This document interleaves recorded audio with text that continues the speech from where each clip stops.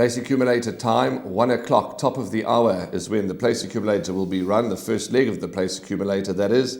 It's the Daily News Milk Fund FM 94 handicap. They're going to race over 1,400 metres, and scratched is number 9, Run April Run. These are the only scratchings that we've received at the time of recording. Graham, first leg of the PA, I'm going to go with 3 horses, and I haven't included your lurker, but that's okay, because I'm hoping that my 3 will get me through. My value, my lurker in the race is number 3, Captain Ariano, who we'll talk about in a moment, because we've got a wonderful package, as always, with Peter Muscat, Addison Wright and Warren Kennedy. Let's hear what they have to say, and I'll come back and tell you a little bit more about Captain Ariano. Yes, she actually ran an exceptionally good race against some top fillies. She has been penalised heavily for not even running the money. I think she got £9 for running 5th or 6th. So she's got that to overcome. She raced from a deep draw in the fillies guineas, didn't get any cover and probably overdid it a little bit in the mid stages of the race.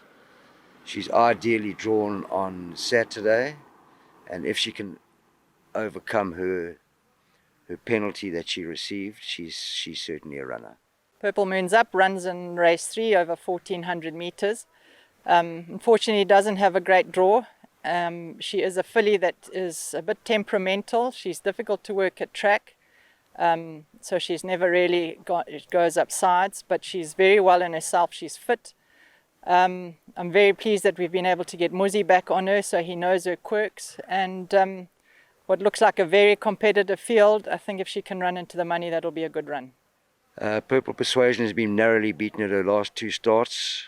She once again also has an awkward draw to overcome, but she does have top flight jockey Richard Faree to try and overcome that awkward barrier. Once again, if she overcomes without spending too much petrol, she should run in the money as well. Dancing Feather, yes, Sheldon. She won a fantastic race last time. Unfortunately, she's drawn wide again, but she's no stranger to wide draws. No doubt she'll overcome it. Look, she's doing really well at home. I can't fault her at all. She's competitive, Sheldon. I can't give you a lot of confidence with her, but she's a trier. She gives her best at the racecourse, and if things go her way, she could be in the first 3 or 4.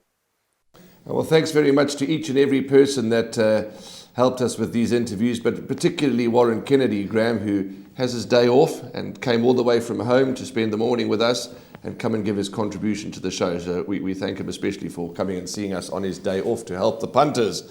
But here is the field. Again, we're going to say it all day, competitive, and so it should be. We're in the height of champion season. I like a little bit about number 3, Captain Ariano, who is my value in the race, who is a bit of a lurker for me, and I'll tell you why, Graham.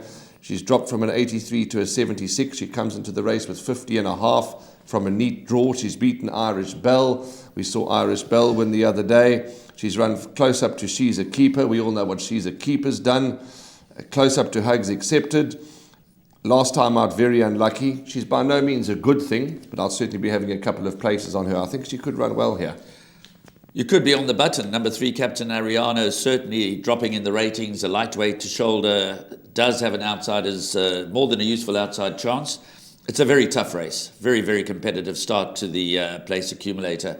My roughie for the race is number 1, Georgina Rose. She did win last time out, so she's in good form, but she was priced up 10-1. She's cracked the inside gate.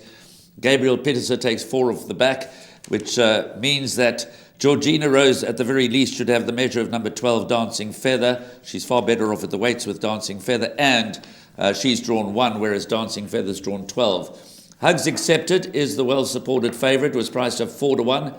Warren has shortened into 28-10, but she has got that £9 penalty for running 6th in the fillies guineas. It's a tough task for her. It's a competitive handicap. It's possibly fair to say that number 4, Hugs Accepted, sets the standard. But this is a very, very deep race. There are many, many with chances here. Simply Russian can't be ignored. Point of Sale, State of Mind, Purple Moon's Up, we heard from Alison Wright. Purple Persuasion, we heard from Peter Muscat. Good last 2 runs, narrowly behind Georgina Rose last time out. But again, Georgina Rose has the better draw on this occasion. It's a very, very difficult start to the place accumulator. In fact, We've obviously got the Daily News and the Woolhavington 2000 as our feature events today. Surrounding those two races, we've got some very, very tricky handicaps. Here and there, you're going to have to take a chance, but I do believe that you might have to go a little wide in the first leg of the place accumulator. Obviously, I'm hoping Hugs Accepted delivers, but she's got it all to do. She's got it all to do indeed, and she may well be able to do it all. Hugs Accepted looks to be a very, very nice filly in the making, which is already a 3-time winner. But let's see how the race unfolds. As we mentioned, load up in the first leg of the PO. We could have a few bankers later on. Graham likes a bit of Georgina Rose. I'm in the camp of Captain Ariano's in each way. Respect for Hugs Accepted, obviously, Dancing Feather, and the list goes on. Load up the first leg of the place accumulator. We'll see you just now.